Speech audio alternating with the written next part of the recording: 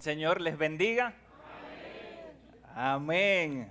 Así debe sentirse con fuerza el pueblo de Dios que está junto como un solo cuerpo, alabando y glorificando su nombre.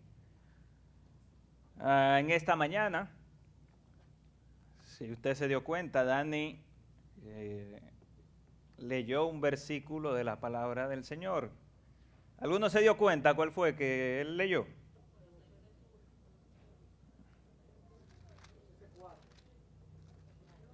Filipenses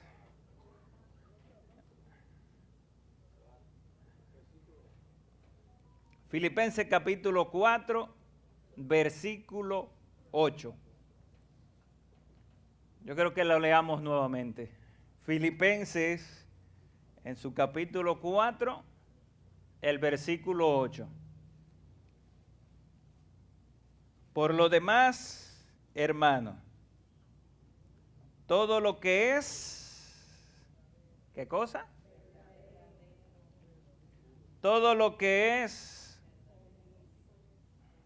vamos a ver, vamos a reiniciar para que vayan junto conmigo, ¿verdad? Si es posible quitarle el eco a Isaías, sería un éxito. Por lo demás, hermanos, todo lo que es, todo lo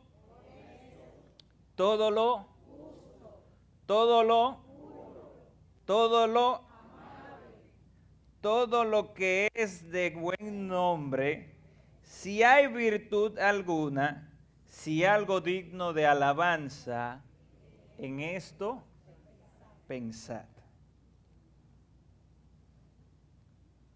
El tema que yo le he traído en esta mañana, yo le he puesto por nombre contaminación de pensamiento.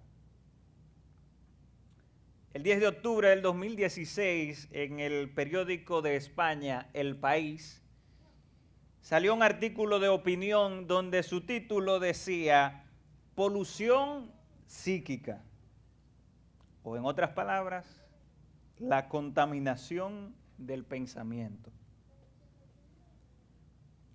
En este artículo se plantea la problemática de cómo los países y las razas de todo el mundo habían acelerado el proceso de adopción intercultural de diversos lugares hacia otras culturas y cómo las redes sociales y la velocidad con que recibimos y que estamos en contacto con las informaciones influyen en esto. La investigación plantea de cómo, por ejemplo, una persona, dicen ellos, de raza blanca, se hacía un rasta. ¿Usted sabe lo que es un rasta? ¿Algunos saben? Que es las trenzas que los jamaiquinos, muchos utilizan como parte de su cultura. Pero eso no es de la raza blanca, dicen ellos, no es algo cultural de la raza blanca, sino de la cultura de Jamaica y cómo ellos adoptan eso. O como por ejemplo una latina o una americana se dibuja o utiliza en su frente un bindis, que es el lunar que utilizan las indias, ¿verdad? O como por ejemplo en este país, por poner un ejemplo llano, ahora no, en este país se celebra Halloween, se celebra el Día de Acción de Gracias, cosas que son americanas, ¿verdad? Y todo eso lo adoptamos o se van adoptando entre distintas razas y luego van degenerando su propia cultura y adoptando otras ajenas a ella. De manera muy similar, cuando observamos la situación actual de la iglesia y la conducta de la iglesia en medio de este mundo, es más que evidente que hemos sido contagiados por esta idea de la apropiación cultural Y ahora vemos cómo la iglesia general quiere regirse bajo los mismos términos que el mundo exterior, adoptando lenguaje, conducta, manera de interpretar las cosas.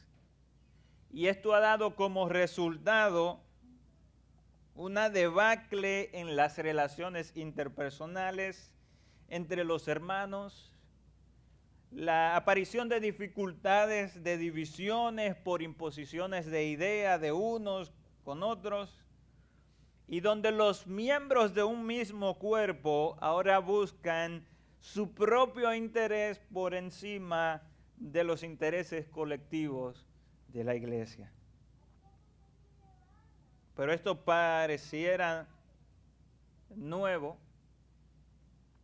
pero realmente nunca ha sido tan nuevo como parece, porque los humanos seguimos siendo los mismos humanos desde el principio hasta ahora, y el pecado sigue causando las mismas situaciones en los seres humanos. Cuando vamos a la carta del Filipenses y observamos el contexto en la que esta iglesia fue fundada, nos podemos dar cuenta de que efectivamente la iglesia de Filipos sufría una contaminación de pensamiento.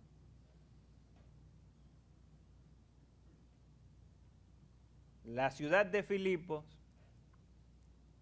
había sido constituida por el Imperio Romano como una colonia romana, como reconocimiento de que allí se había ganado la batalla más importante para el establecimiento de todo el Imperio Romano.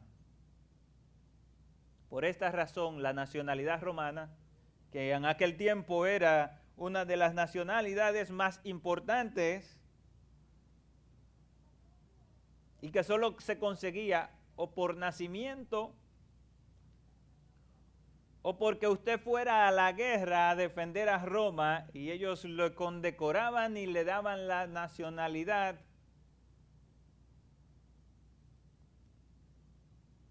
Entonces, ahora a los filipenses se le concede el beneficio de que son nacionales romanos.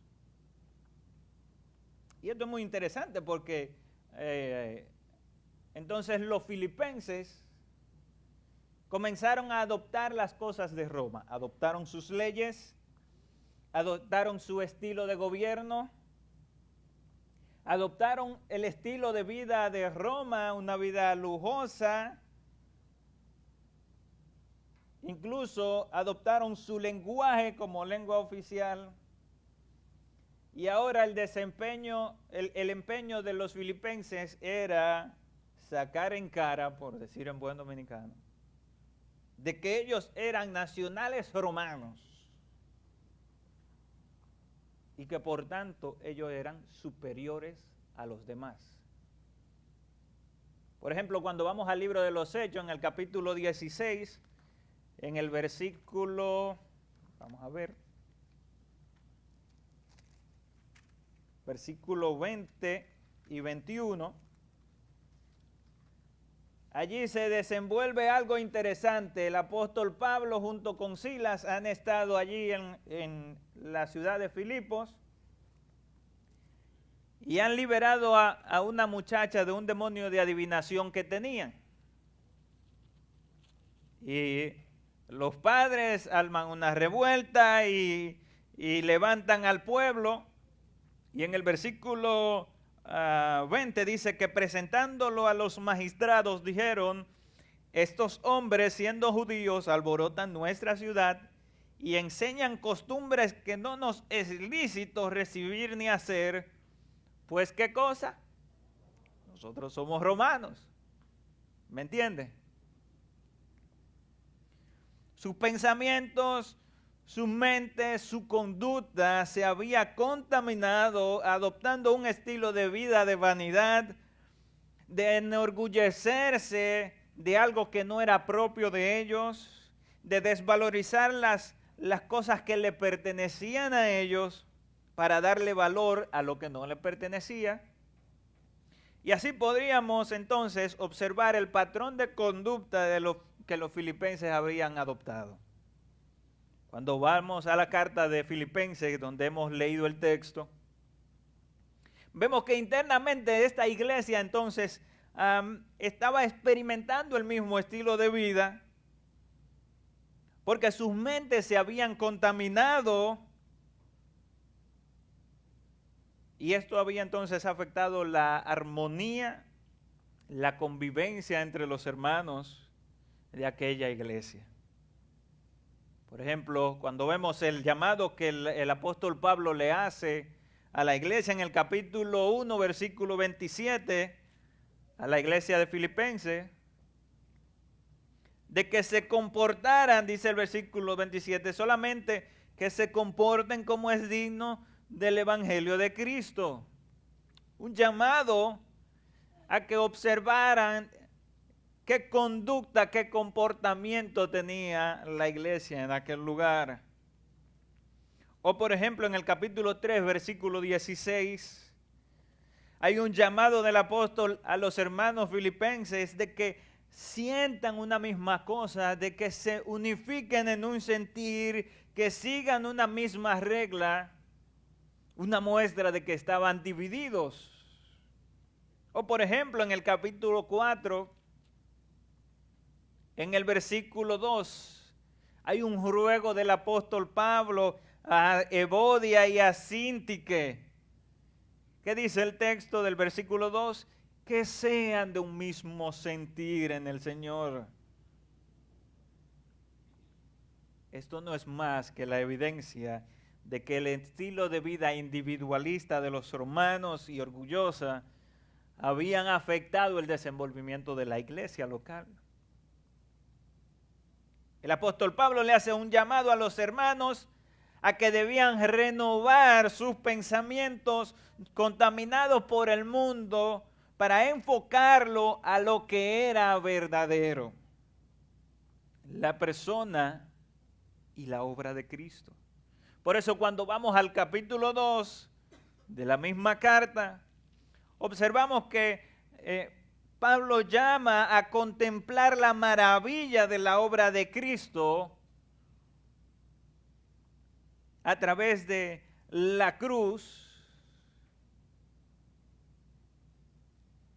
y cómo logró la salvación nuestra a través de un proceso de humillación a sí mismo. O sea, que Él no se tuvo a sí mismo como superior a nosotros, es lo que transmite el texto, sino que se humilló a sí mismo, dice. Se despojó a sí mismo, capítulo 2, versículo 7, tomando forma de siervo, hecho semejante a los hombres, y estando en la condición de hombre, se humilló a sí mismo, haciéndose obediente hasta la muerte, y muerte de cruz. Y al contemplar la obra de Cristo por nosotros, debe darnos no solo una esperanza de vida nueva, sino que también debe haber una renovación de la manera de cómo pensamos, de nuestra conducta, de nuestra manera de vivir. Los pensamientos de los filipenses estaban intoxicados por el pensamiento del mundo romano, que no conocían a Dios, que no vivían para Dios, pero ellos debían ser limpiados, cambiados, renovados por un estilo de vida y una manera de pensar que realmente evidenciara la obra que Cristo había hecho en sus corazones. Renovar sus pensamientos por pensamientos correctos, donde la persona de Cristo estuviera impregnada en sus mentes y en sus corazones, traería entonces la paz de Dios a sus corazones, traería la capacidad de entender la realidad de la vida, traería la capacidad de darle valor a las cosas correctas y entonces restablecería la vitalidad de la iglesia, la armonía, la comunión unos con otros y como resultado la comunión con el Señor. Si nos vamos unos libros más atrás, hay otra iglesia que tenía la misma situación y a la cual le habían aplicado el mismo remedio. ¿Usted puede recordar cuál sería esa? ¿Podría darse cuenta? Dice mi hermano Peniche que Corintio. Pero yo le voy a decir que era la iglesia de Roma. En la carta a los hermanos romanos, la carta de Romanos, podamos ver que esta iglesia estaba en la misma situación que los filipenses. Y Pablo le aplicó la misma medicina, lo cual es una confirmación de que lo que Dios nos enseña a través de su palabra es que nuestros pensamientos deben ser cada día renovados, actualizados y cambiados por pensamientos que nos lleven a la santidad, mis hermanos, a la comunión con el Señor, a la valorización de las cosas celestiales en vez de las cosas terrenales que son pasajeras y temporales. Y por tanto, estos pensamientos, esta manera de pensar nos llevará a vivir vidas plenas que descansan en el Señor y que esperan en su voluntad y que entregan su vida en obediencia voluntaria al Señor. Esta iglesia de Roma, que si usted se da cuenta, los filipenses, ¿de dónde habían tomado el estilo de vida? De los romanos. Mira, la iglesia de Roma tenía la misma situación.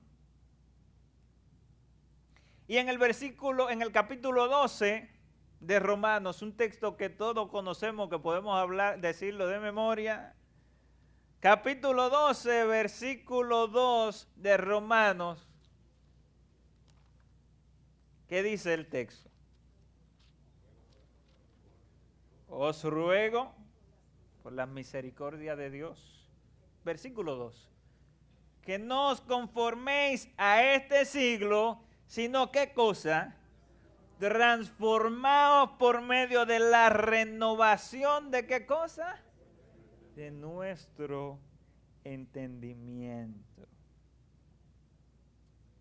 Lo que Pablo le está diciendo era que debía haber una correlación entre un corazón salvo y un pensamiento sano. Y que esta era la única manera de cómo el creyente podía experimentar la buena voluntad de Dios, agradable y perfecta, como dice el versículo. En otras palabras, lo que el apóstol nos está queriendo decir es que la única manera de que tú y yo viviremos una vida plena será cuando cada día, en íntima comunión con el Señor, reemplazamos la mentira y el engaño del mundo por la manera de pensar que Dios nos enseña a través de su palabra y de la comunión íntima con Él. Traduciéndolo, lo que el Señor nos está enseñando es que tú y yo no podemos continuar siendo creyentes que tienen por norma la conducta y la vida del mundo. Si el mundo prioriza cómo se ve una persona por encima de quien realmente es la persona, entonces tú y yo tenemos que cambiar nuestro pensamiento en relación a eso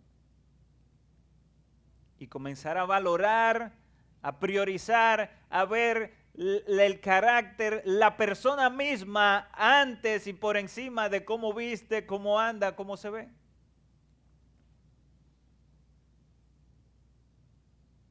Si el mundo prioriza que los códigos de vestimenta los rigen los artistas, los famosos, los influencers, a los cuales el morbo sexual y la lujuria es lo que le prevalece. Entonces tú y yo tenemos que cambiar de pensamiento acerca de quién dicta nuestras normas de vestimenta, porque tú y yo somos llamados a hacer la diferencia. Si el mundo dice que no hay tal cosa como la verdad absoluta, sino que cada uno tiene su propia verdad y que entonces tienes que atropellar a los demás que no están de acuerdo contigo,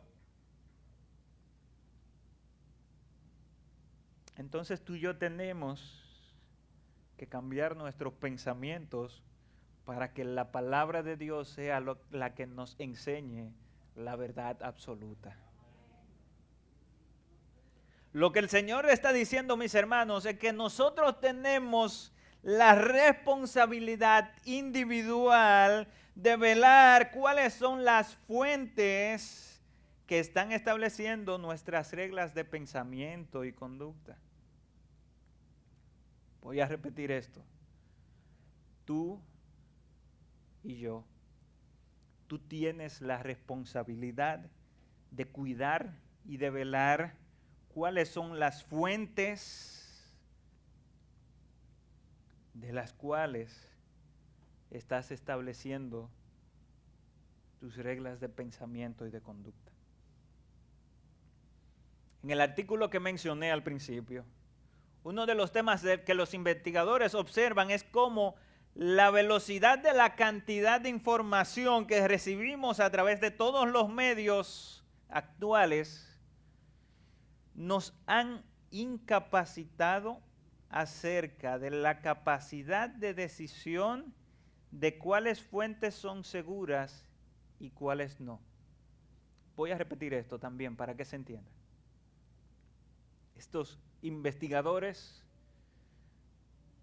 observan cómo a medida de que estamos tan tecnológicamente avanzados y tan rápidamente actualizados, es tanta la información que nos llega y tan rápido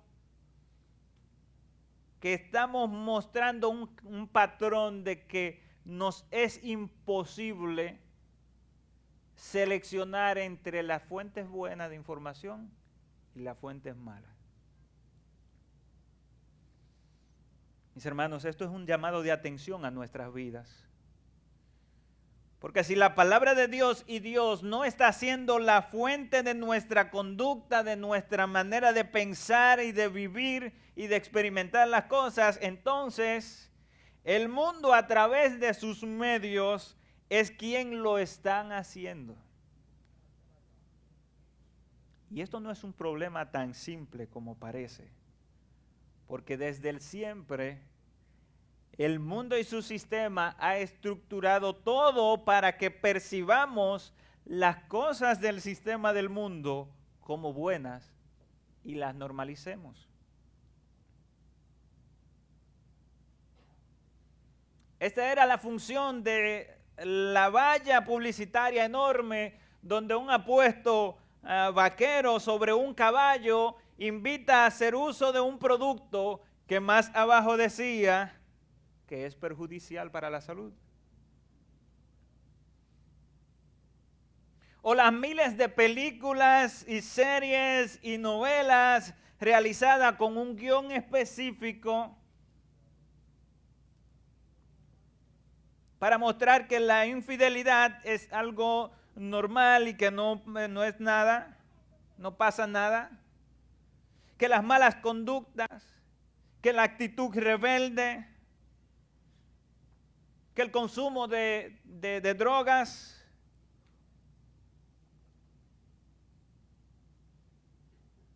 que eso no está mal y que no pasa nada. ¿Qué es lo que pasa? Que la exposición tan frecuente a tales cosas comienzan a hacer un sesgo en nuestra mente y a dejarlo pasar como bueno y válido. Por ejemplo, las redes sociales, que ahora vienen a decir o a aparentar que sin mucho esfuerzo, sin tú trabajar, sin tú hacer muchas cosas, tú puedes andar en vehículos caros, darte todos los lujos de la vida, vivir tu vida, que tú puedes hacer lo que tú quieras, que tú puedes desobedecer a tus padres, que puedes atropellar al que no tiene que lo defienda y seguir lo que dicta tu corazón y aparentemente no pasa nada. Papá, mamá, tú tienes la responsabilidad de cuidar lo que consumen tus hijos en las redes sociales, en la televisión, en los móviles. Muchachos, muchachas, tenemos que abrir los ojos. La vida no es la felicidad o el libertinaje que se ve en Instagram. Nos estamos intoxicando con la contaminación de este mundo. Y el Señor nos llama a que pongamos nuestra mente y nuestro corazón en las cosas divinas y eternas. Entonces la pregunta natural es, ¿cómo puedo yo lograr que mis pensamientos sean lo que agradan al Señor? Que mi conducta sea la que agrada al Señor. Que mi relación con los demás sea la que agrada al Señor. En el texto que leímos,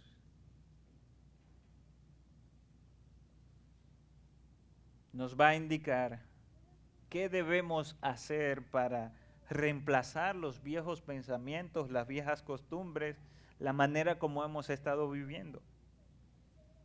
El apóstol Pablo entonces nos dice que todo lo verdadero, todo lo honesto, todo lo justo, todo lo puro, todo lo amable, todo lo que es de buen nombre, en esto pensad. Y en el día de hoy solo me voy a enfocar en el primer punto. Por la razón de que yo creo plenamente de que cuando tú y yo nos enfoquemos y llenemos nuestra vida de lo verdadero, entonces, como una cascada, podremos pensar en lo justo, en lo puro, en lo amable, en lo honorable, en lo que es de buen nombre. ¿Y qué es lo verdadero? Me gusta la definición que encontré, que dice que lo verdadero es todo aquello que en última instancia, al ser probado, demuestra que es auténtico. O sea, aquello que no es falso, que no es una mentira. Es como cuando usted va a cambiar, a buscar una pieza de un vehículo. Usted va al repuesto y usted quiere comprar el reemplazo genuino. Es el reemplazo que da la marca directamente. Y que usted sabe que va a tener la misma calidad que la pieza anterior. O el billete que usted tiene en la mano, el peso, 550 pesos, 100 pesos, usted lo utiliza porque usted sabe que en última instancia ese billete, al ser probado, va a ser genuino.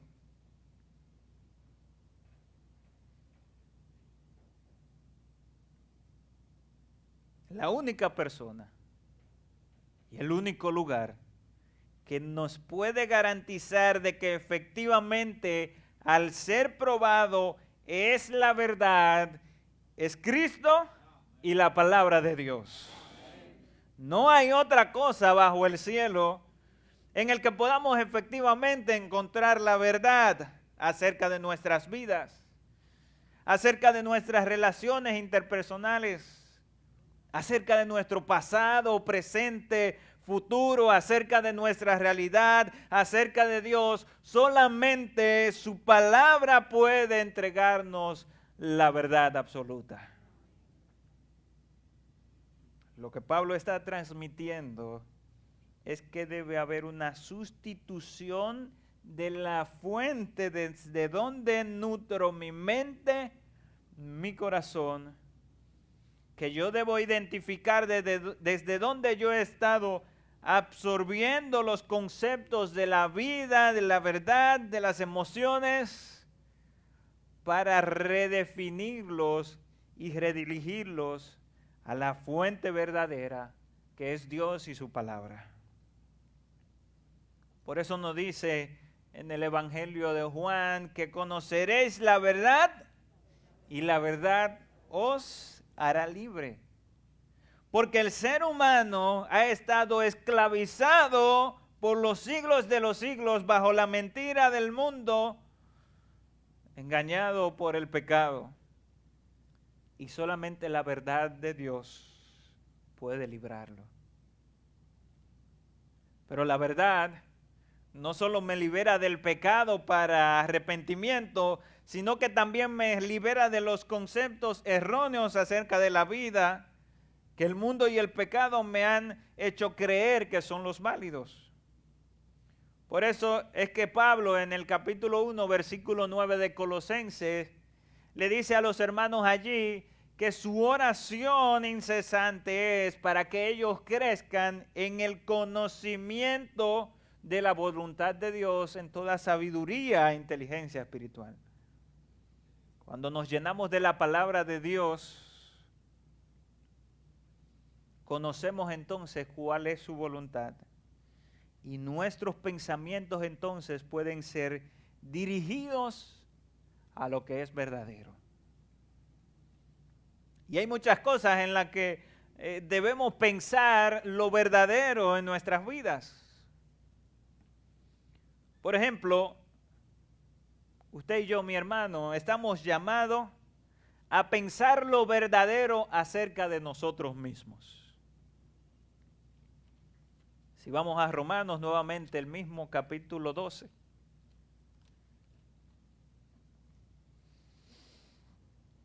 El versículo 3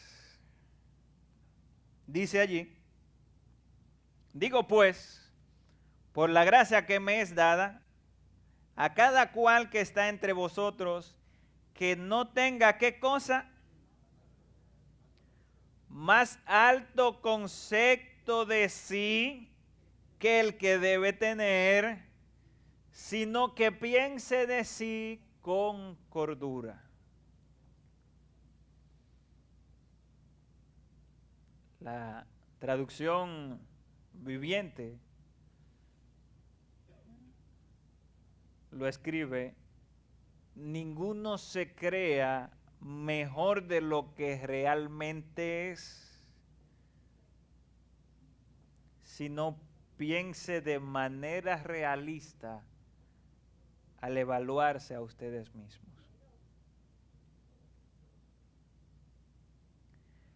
Y esto es importante, que pensemos lo que es verdadero acerca de mí mismo. Porque hay muchas personas que piensan que son superiores a las demás.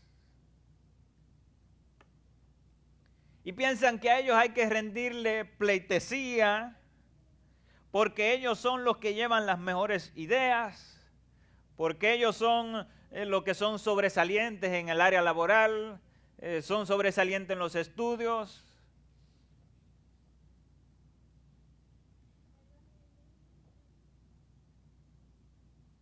Otros se consideran que son los mejores padres del mundo, por ejemplo, y nadie le puede dar un consejo de crianza o de algo, porque ellos se la saben todas.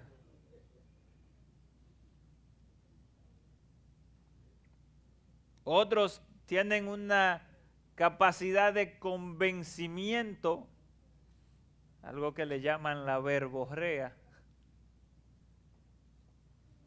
Y entonces ellos entienden que como pueden liderar a los demás porque tienen la capacidad de convencer fácilmente a los demás, ellos son superiores.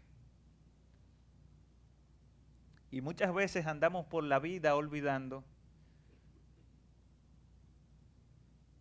que lo que somos, que nuestros logros, que nuestros triunfos, que lo que hemos alcanzado es porque Dios nos lo ha dado. Lo que tú tienes, lo que yo tengo, como dice la canción, todo se lo debo a Él.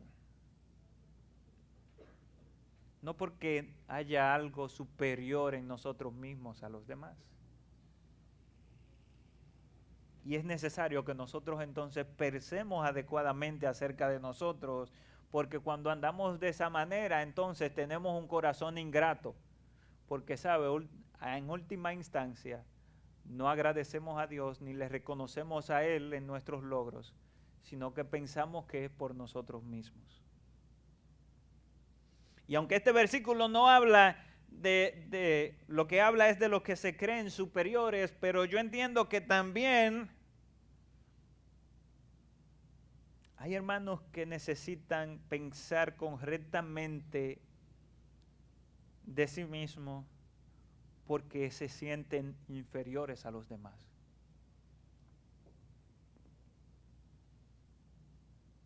Piensan que no tienen capacidad para lograr las cosas. No quieren tomar responsabilidades porque piensan que no son capaces de cumplirlas. Muchachos, muchachas que vienen de hogares disfuncionales donde no se fomentó una buena crianza, donde se les minimizó y luego ellos sienten que están por debajo de los demás. El Señor te dice que debes pensar correctamente acerca de ti. Saber que la fuerza está en Dios, que Él es quien da, que Él es quien fructifica, que Él es quien lleva, que no hay nadie ni inferior ni superior, sino que todos somos iguales delante de Dios. Por eso Dios nos invita a pensar lo que es verdadero sobre nosotros. Hay quienes necesitan pensar lo que es verdadero acerca del pasado, ¿sabe? Esto lo digo porque hay muchos hermanos que tuvieron una situación en su vida pasada, algunos que tuvieron alguna caída en pecado, y vienen y piensan que el Señor no los ha perdonado del todo. Hermanos que vinieron de alguna vida oscura en su pasado antes de conocer a Dios y resulta que se han quedado estancados en sus vidas cristianas y no avanzan. Hebreos capítulo 10, versículos 16 y 17 es un mensaje para ti. ¿Qué piensas de esta manera?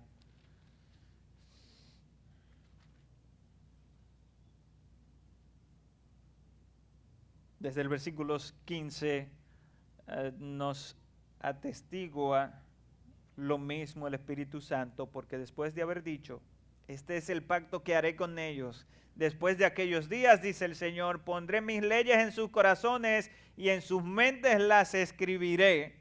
Añade, ¿qué cosa? Y yo quiero que veamos el texto, porque quizás hay alguno que necesita despertar en su vida cristiana, despertar y dejar el pasado atrás y avanzar. El versículo 17 dice, y nunca más me acordaré de sus pecados y de sus transgresiones. Porque donde hay remisión de estos, no hay más ofrenda por el pecado. Mi hermano, mi hermana, Cristo se presentó como el Cordero que pagó el precio de nuestra redención. Y fue un cordero perfecto que murió una sola vez y para siempre. Y su sacrificio fue perfecto para perdonarte de todos tus pecados. El Señor no es hombre para decir yo perdono, pero no olvido. Debes avanzar de donde estás. Debes avanzar en tu vida cristiana, porque lo verdadero es que Dios ha pasado la página y dice que nunca más se ha acordado de tus pecados. Otro punto en el que debemos pensar lo que es verdadero es acerca de nuestras relaciones con nuestros hermanos. Si vamos unas páginas atrás del texto que leímos en Filipenses, si vamos al capítulo 2, en sus primeros versículos, allí encontramos el versículo 4, que nos expresa lo que es verdadero acerca de nuestros hermanos y mi relación y tu relación con ellos.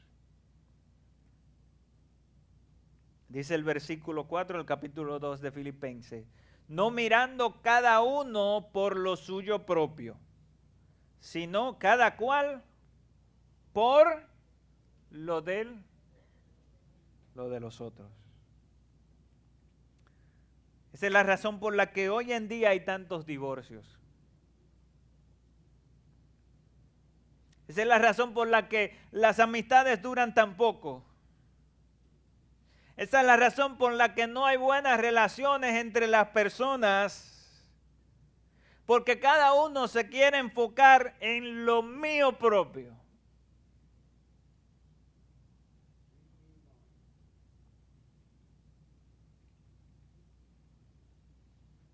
Y solo se enfocan en lo suyo y en su bienestar, sin importar la vida de los demás. El Señor nos enseña que somos todos miembros de un mismo cuerpo. Y si usted se maja con la puerta del carro, cuando usted está cerrando la puerta, usted mismo, no se lo puede checar a otro. Y usted se maja un dedo. Usted no se da cuenta. Usted se da cuenta, ¿verdad? ¿Y qué es lo primero que usted hace? Que jala. Y de una vez usted pronuncia un sonido, ¿verdad? O hace una exclamación, pero bueno.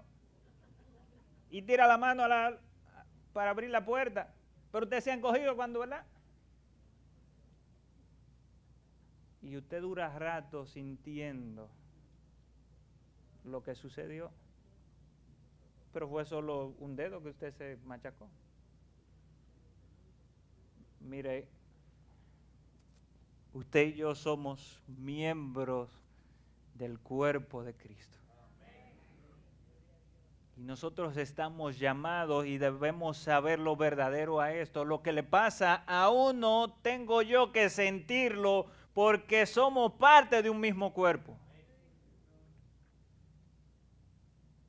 Y nosotros estamos llamados a establecer relaciones verdaderas con nuestros hermanos, no solo ser hermanos de los domingos de 9 a 11.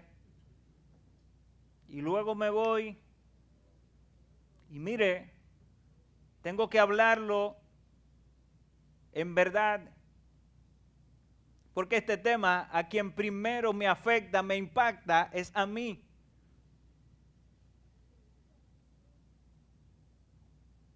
Estamos llamados a velarnos uno por otro, a llamarnos uno por otros, a buscarnos uno por otro. Antes no se llamaba porque no había minuto.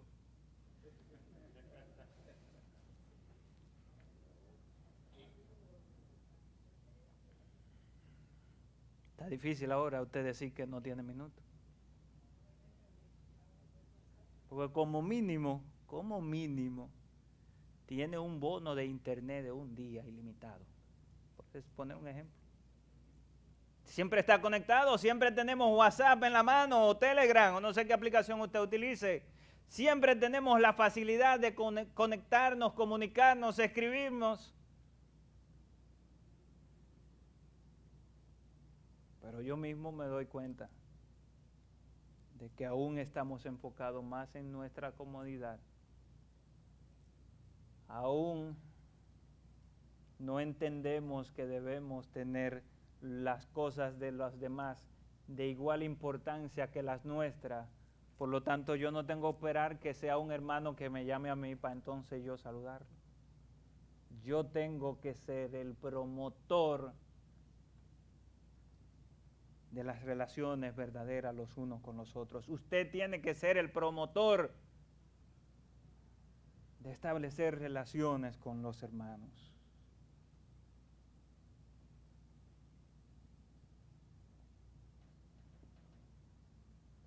Que oremos unos por otros, que nos amemos unos a otros, que invirtamos tiempo los unos en los otros, de manera que todos crezcamos juntos y seamos de bendición, porque para esto es que Dios nos ha dado dones y talentos para la edificación de su pueblo.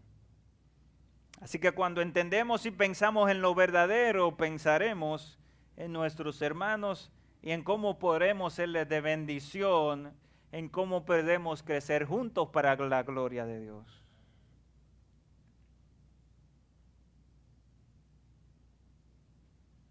Un último punto que me gustaría tocar es que debemos pensar lo que es verdadero acerca del propósito de Dios para nuestras vidas en este mundo. O sea, ¿para qué Dios permite que nosotros continuemos en este mundo una vez somos salvos? Porque algunos piensan que si el Señor nos salvó, entonces debería llamarnos y nos fuimos y ya, problema resuelto. Romanos capítulo 8, versículo 29.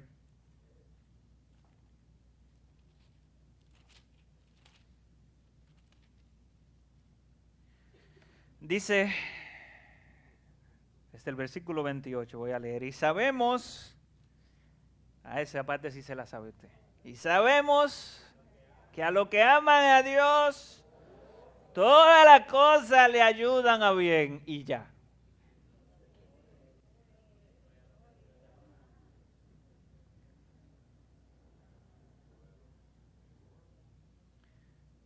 Esto es a lo que conforme a su propósito, Dios tiene un propósito con tu vida y con la mía. Porque a los que antes conoció también los predestinó para que fuesen hechos. ¿Qué cosa? Conforme a la imagen de su Hijo, para que Él sea el primogénito entre muchos hermanos.